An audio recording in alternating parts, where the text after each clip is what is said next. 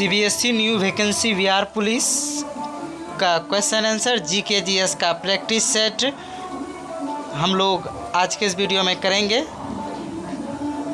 दोस्तों, अगर आप बिहार पुलिस कांस्टेबल नई बहाली की तैयारी कर रहे हैं तो बिहार पुलिस का क्वेश्चन पेपर जीके जीएस और हिंदी के न्यू सिलेबस के अनुसार यहाँ प्रोवाइड कराया गया है। इस वीडियो में Bihar police question paper in Hindi practice set के साथ साथ बिहार पुलिस जीके जीएस का मॉडल प्रैक्टिस सेट भी कराया जाएगा, तो वीडियो को लास्ट तक ज़रूर देखें। तो चलिए वीडियो को शुरू करते हैं। प्रश्न को स्टार्ट करते हैं। पहला प्रश्न जो है वह बादल का गरजना, बिजली चमकना एवं मौसमी संबंधी घटनाएं वायुमंडल के किस मंडल में होते हैं? इसके जो राइट आंसर हो जाएगा वो हो जाएगा ऑप्शन नंबर सी, 6 मंडल।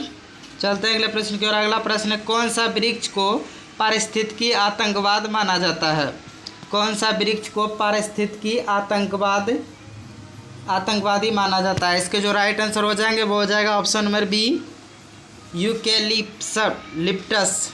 अगला प्रश्न है, किस प्रकार के वन में सर्वाधिक जैव विविधता पाई जाती है? किस प्रकार के वन में सर्वाधिक जैव विविधता पाई जाती है? इसका जो राइट आंसर हो जाएगा वो हो जाएगा ऑप्शन नंबर ए, उष्णकटिबंधीय वर्षा वन क्षेत्र। चलते हैं अगले प्रश्न की ओर। अगला प्रश्न है, 1927 की बटलर कमेटी का उद्देश्य क्या था? 1927 की बटलर कमेटी का उद्देश्य क्या था? इसके जो राइट आंसर हो जाएंगे वो हो जाएगा ऑप्शन नंबर डी, भारत सरकार तथा देशी राज्यों के मध्य संबंधी को सुधारना। अगला प्रश्न देखते हैं। अगला प्रश्न है, भारत अनुसंधान केंद्र हिमाद्री कहाँ स्थित है? भारत अनुसंधान केंद्र हिमाद्री कहाँ स्थित है? इसके जो राइट आंसर हो जाएंगे वो हो जाएगा ऑप्शन नंबर डी, इसका करेक्ट हो जाएगा आर्कटिक क्षेत्र। चलते हैं अगले प्रश्न की ओर। अगला प्रश्न है, द्वितीय विश्व युद्ध के समय ब्रिटेन का प्रधानमंत्री कौन था? द्वितीय विश्व युद्ध के समय ब्रिटेन का प्रधानमंत्री कौन था? इसके जो राइट आंसर हो जाएंगे वो हो जाएगा option number B, Winston Churchill. चलते हैं अगले प्रश्न की ओर। अगला प्रश्न है, स्वर्ण सिंह समिति का संबंध किससे है? स्वर्ण सिंह समिति का संबंध किससे है? इसके जो राइट आंसर हो जाएंगे वो हो जाएगा ऑप्शन नंबर सी, मूल कर्तव्य से। बढ़ते हैं अगले प्रश्न की ओर। अगला प्रश्न है, गैमेक्सेन का रासायनिक नाम क्या है? गैमेक्सेन का रासायनिक नाम क्या है? इसके जो राइट आंसर हो जाएंगे वो हो जाएगा ऑप्शन नंबर डी, बेंजीन हेक्सालोराइड। बढ़ते हैं अगले प्रश्न की ओर। अगला प्रश्न है, लेड स्टोरेज बैटरी में निम्नलिखित बैटरी में से कौन सा एसिड का उपयोग किया जाता है? बैटरी में निम्नलिखित में से कौन सा एसिड का उपयोग किया जाता है? इसके जो राइट आंसर हो जाएंगे वो हो जाएगा option number C, sulphuric acid, sulphuric अम्ल है। अगला प्रश्न देखते हैं। अगला प्रश्न है, मुस्लिम लीग के द्वारा प्रत्यक्ष कार्यवाही दिवस कब मनाया गया था? इसके जो राइट आंसर हो जाएंगे वो हो जाएगा ऑप्शन नंबर सी, 16 अगस्त 1946। चलते हैं अगले प्रश्न की ओर। अगला प्रश्न, हेमेटाइट किसका अयस्क है? हेमेटाइट किसका अयस्क है? इसके जो राइट आंसर हो जाएंगे वो हो जाएगा ऑप्शन नंबर ए, लोहा। चलते हैं अगले प्रश्न की ओर। अगला प्रश्न है, किस अधिनियम के द्वारा पृथक निर्वाचन प्रणाली की व्यवस्था की गई? किस अधिनियम के तहत पृथक निर्वाचन प्रणाली की व्यवस्था की गई थी? इसके जो राइट आंसर हो जाएंगे वो हो जाएगा ऑप्शन नंबर बी, 1909 में ईस्वी का भारतीय परिषद अधिनियम के तहत।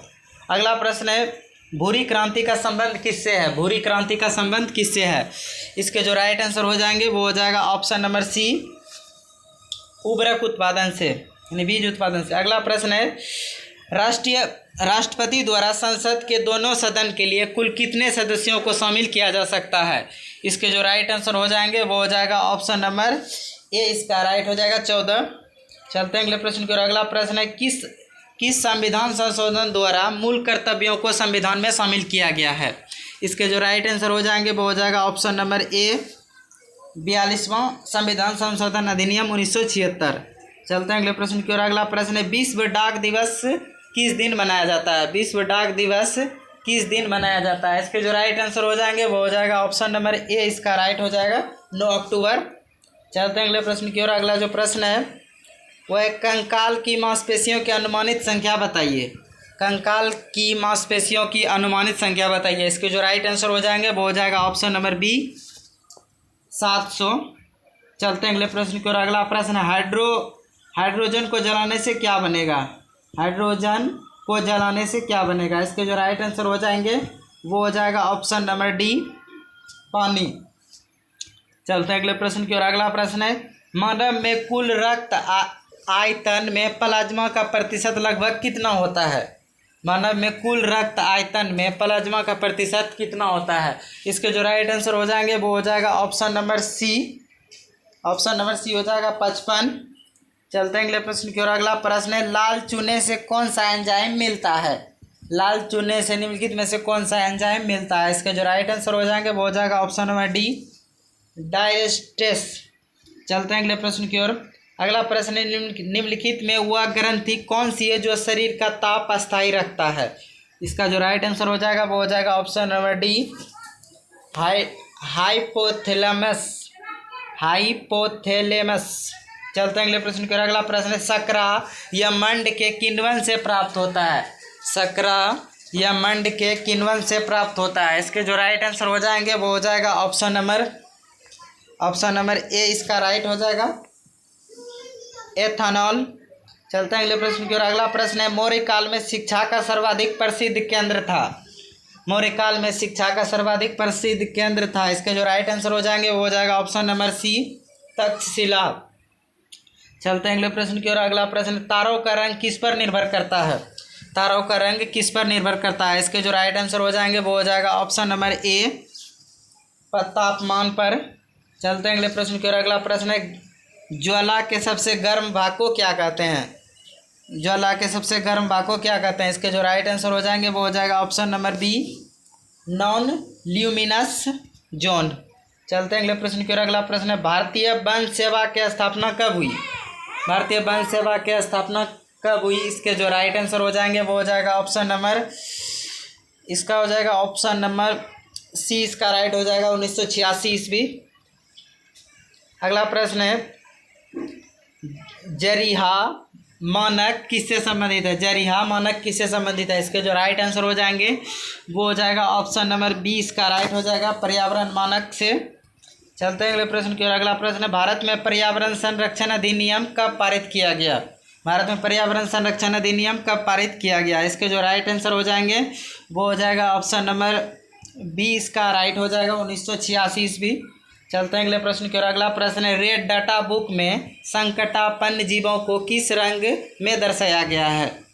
रेड डाटा बुक में संकटापन्न जीवों को किस रंग में दिखाया गया है। इसके जो राइट आंसर हो जाएंगे वो हो जाएगा हमारा ऑप्शन नंबर बी, इसका राइट हो जाएगा पिंक रंग से।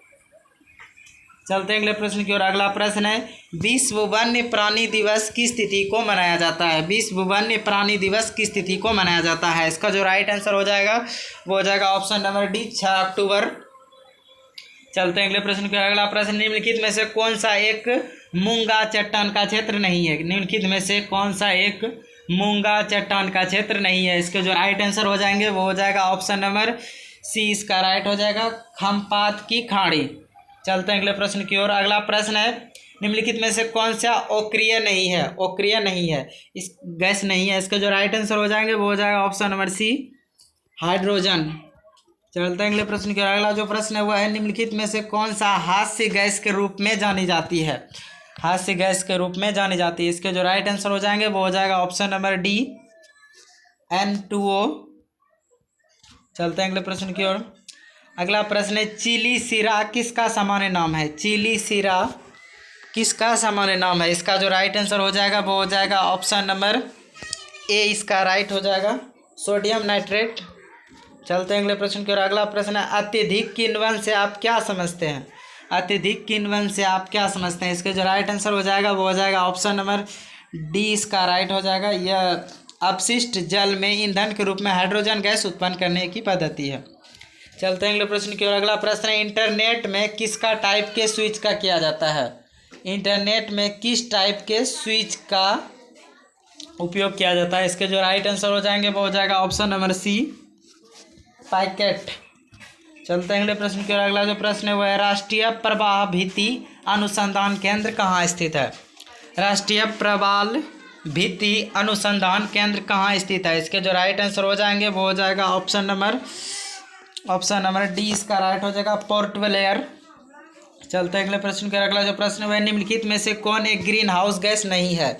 Sulphur, hydroxide, carbon dioxide, methane, carbon monoxide. इसके जो राइट आंसर हो जाएंगे वो हो जाएगा option number D, carbon monoxide. चलते हैं अगले प्रश्न की ओर। अगला जो प्रश्न है वह है विश्व जल दिवस कब मनाया जाता है? विश्व जल दिवस कब मनाया जाता है? इसके जो राइट आंसर हो जाएंगे वो हो जाएगा ऑप्शन नंबर सी, 22 मार्च। चलते हैं अगले प्रश्न की ओर। अगला जो प्रश्न है वह विश्व पर्यावरण संरक्षण दिवस कब मनाया जाता है?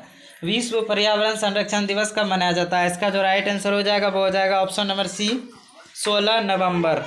चलते हैं अगले प्रश्न की ओर। अगला प्रश्न, अंतर्राष्ट्रीय टाइगर दिवस कब मनाया जाता है? अंतर्राष्ट्रीय टाइगर दिवस कब मनाया जाता है? इसके जो राइट आंसर हो जाएंगे वो हो जाएगा ऑप्शन नंबर बी, 29 जुलाई।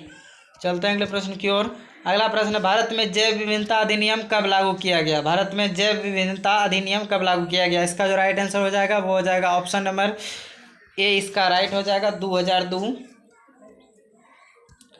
चलते हैं अगले प्रश्न की। अगला प्रश्न, नारायण सरोवर अभ्यारण्य भारत के किस राज्य में है? नारायण सरोवर अभ्यारण्य भारत के किस राज्य में है? इसका जो राइट आंसर हो जाएगा वो हो जाएगा ऑप्शन नंबर सी, गुजरात।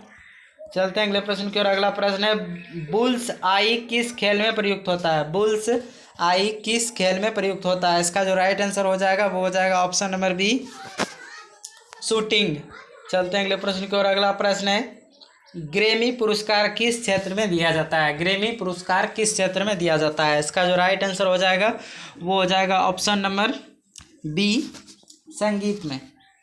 चलते हैं अगले प्रश्न की ओर। अगला प्रश्न, महात्मा गांधी को राष्ट्रपिता सर्वप्रथम किसने कहा था? महात्मा गांधी को राष्ट्रपिता सर्वप्रथम किसने कहा था? इसका जो राइट आंसर हो जाएगा वो हो जाएगा हमारा ऑप्शन नंबर डी, इसका राइट हो जाएगा सुभाष चंद्र बोस। चलते हैं अगले प्रश्न की ओर। अगला प्रश्न है, सरदार सरोवर परियोजना के साथ मुख्यतः कौन सी नदी जुड़ी है?